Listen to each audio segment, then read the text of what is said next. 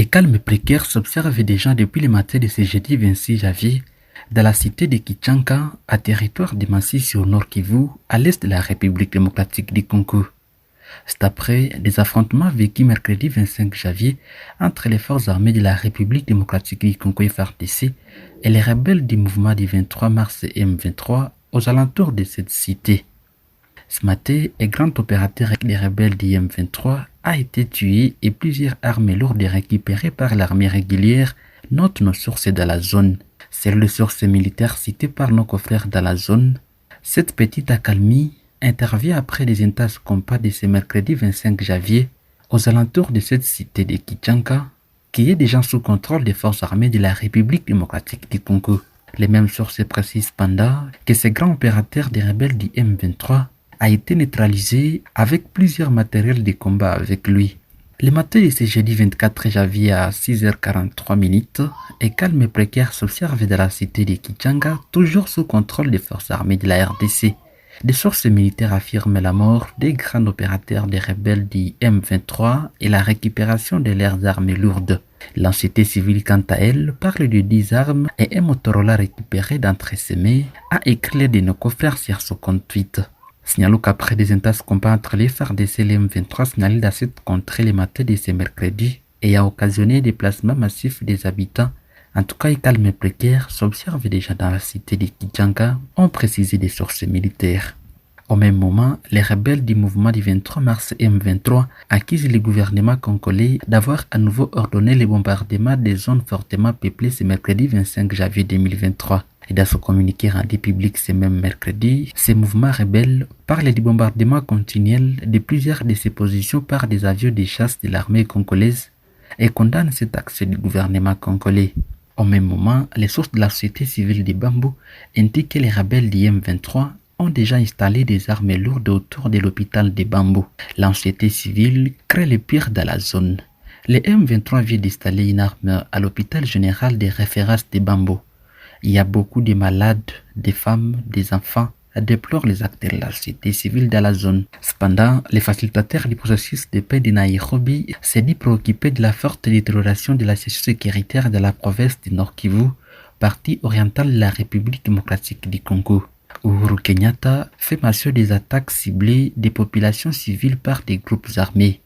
Suite à l'écartement des violents combats dans la région du Nord Kivu à RDC, les facilitateurs du processus de paix de l'EAC dans l'Est de la République démocratique du Congo a exprimé sa profonde préoccupation face aux assassinats ciblés des civils par des groupes armés, lit-on sur son compte Twitter. Il est aussi revenu sur les répercussions de ces affrontements entre les forces armées de la République démocratique du Congo et les rebelles du M23, lesquels ont occasionné des déplacements massifs des populations. Les facilitateurs du processus suggèrent au gouvernement de Kinshasa et à la communauté internationale d'intensifier leur soutien aux personnes déplacées.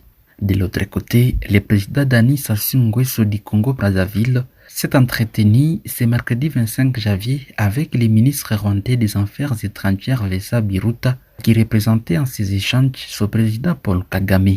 Ces deux personnalités ont échangé sur la tension sécuritaire qui se vit ces derniers temps entre la RDC et le Rwanda.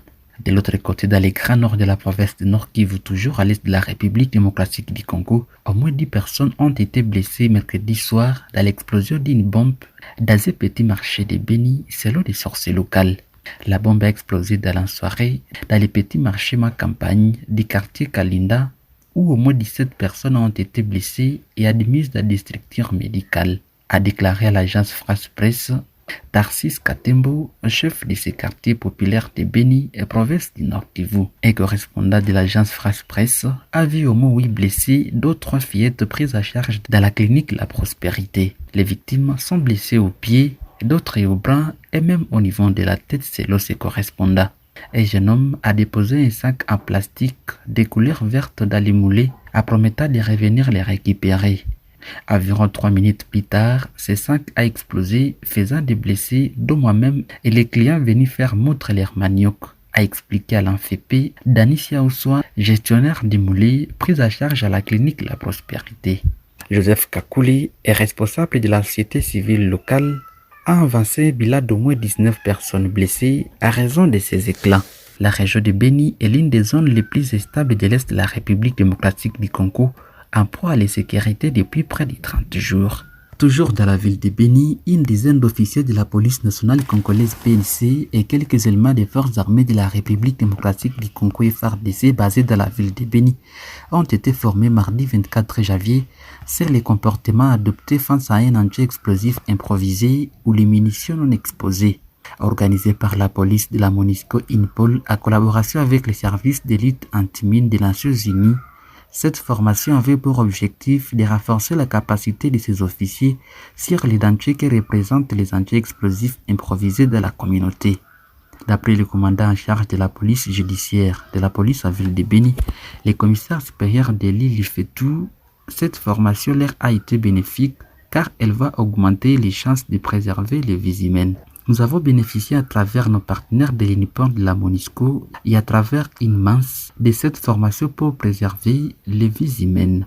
Ils nous ont outillés sur comment réagir quand on est devant un anti-explosif ou des munitions non explosées, a-t-il déclaré.